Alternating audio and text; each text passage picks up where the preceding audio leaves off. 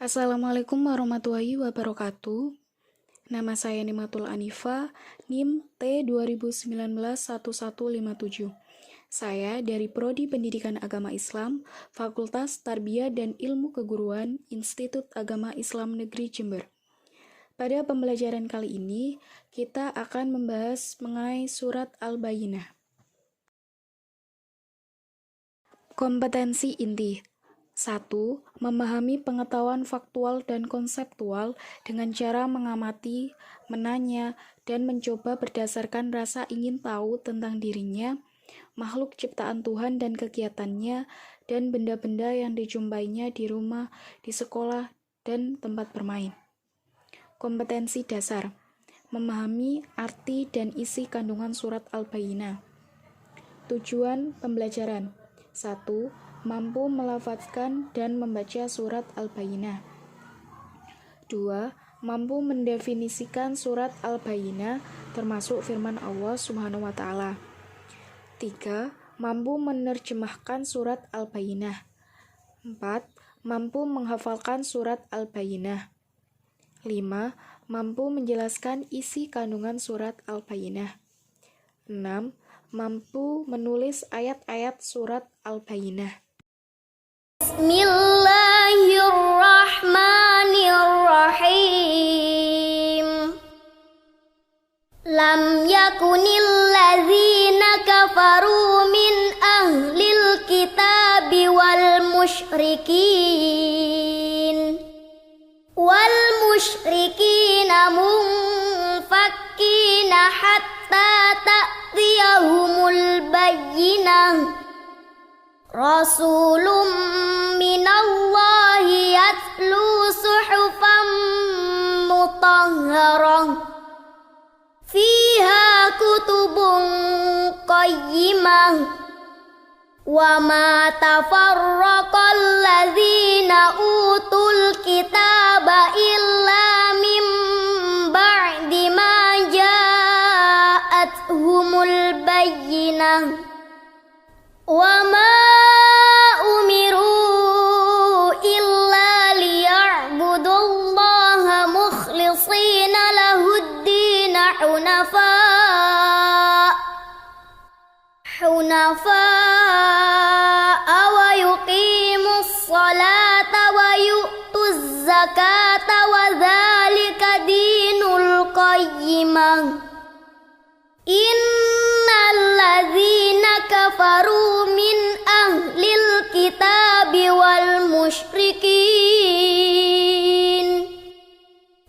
musyrikina fi nari jahannam khalidina fiha ulaika hum syarrul bariyah. Innal ladzina amanu wa 'amilus salihati ulaika hum khairul bariyah. Jazaohum 'inda rabbihim jannatu 'adnin tajri min tahtihal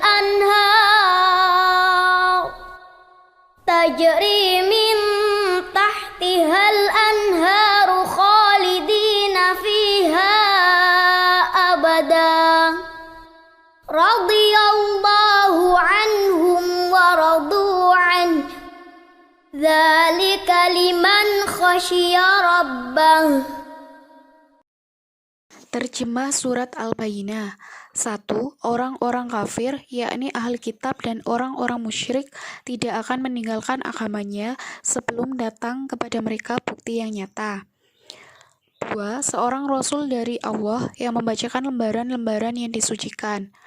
3. Di dalamnya terdapat isi kitab-kitab yang lurus. 4. Dan tidaklah berpecah belah orang-orang yang didatangkan Alkitab kepada mereka, melainkan sesudah datang kepada mereka bukti yang nyata. 5. Padahal mereka tidak disuruh kecuali supaya menyembah Allah dengan memurnikan ketaatan kepadanya dalam menjalankan agama yang lurus, dan supaya mereka mendirikan sholat dan menunaikan zakat, dan yang demikian itulah agama yang lurus.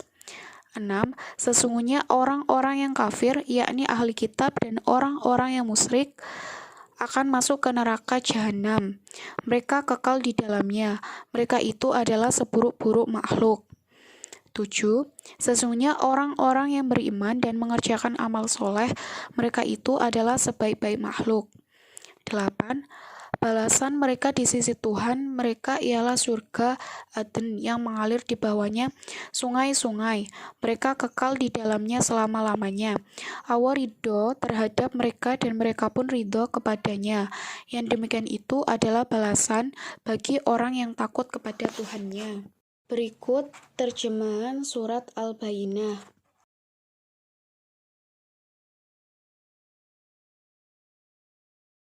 Kandungan surat Al-Bayyinah. Kesejarahan risalah Nabi Muhammad SAW kepada seluruh ahli kitab dan kaum musyrikin serta manusia secara umum. Kehadiran Nabi sebagai Rasul merupakan kebutuhan untuk mengalihkan kaum ahli kitab dan kaum musyrikin dari kesesatan yang mereka alami pada masa jahiliyah kala itu. Hal itu tidak akan terlaksana tanpa kehadiran seorang utusan Tuhan sebagaimana bunyi ayat pertama, kedua, dan ketiga. Pada masa itu, kaum musyrikin di Mekah yang mengakui mengikuti Nabi Ibrahim menyembah berhala yang justru diperangi Nabi Ibrahim. Sementara orang Yahudi yang mengaku mengikuti Nabi Musa cenderung mengabaikan nilai spiritual diajarkan Nabi Musa, bahkan memerangi kelompok lain di luar mereka. Di sisi lain, umat Nasrani yang mengakui mengikuti ajaran Nabi Isa dan pengutusan Nabi Isa anak Tuhan. Dengan keadaan serta kondisi pada masa jahiliyah itu, setelah datangnya Rasul yang dijanjikan Allah dan tercantum sifat-sifatnya dalam kitab suci kaum Yahudi dan Nasrani, tidak serta-merta Rasulullah SAW dipercayai, bahkan mereka berselisih setelah datangnya utusan Allah sebagaimana dijelaskan pada ayat keempat. Pada mulanya, sumber agama hakikatnya adalah satu prinsip-prinsip ajarannya mudah dan jelas sehingga tidak ada dalih yang mengantar pada perbedaan dan perselisihan. Surat ini menegaskan keumuman ajaran Nabi Muhammad kepada seluruh manusia. Namun, tidak semua manusia menerima ajaran yang di bawahnya, sehingga ada yang mengimani serta ada pula yang mengingkari kebenaran ajaran yang dibawa Nabi Muhammad. Balasan dan ganjaran mereka pun pastilah berbeda, sehingga ada yang dapat petunjuk yang dikategorikan sebagai sebaik-baiknya makhluk, serta ada pula yang mengingkarinya.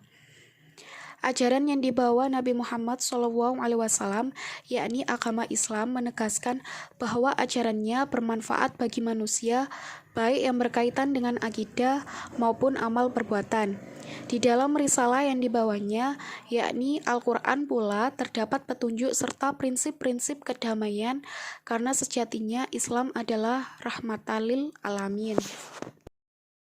Terima kasih telah menyimak pembelajaran kali ini. Mudah-mudahan apa yang saya sampaikan bermanfaat buat kalian semua. Assalamualaikum warahmatullahi wabarakatuh.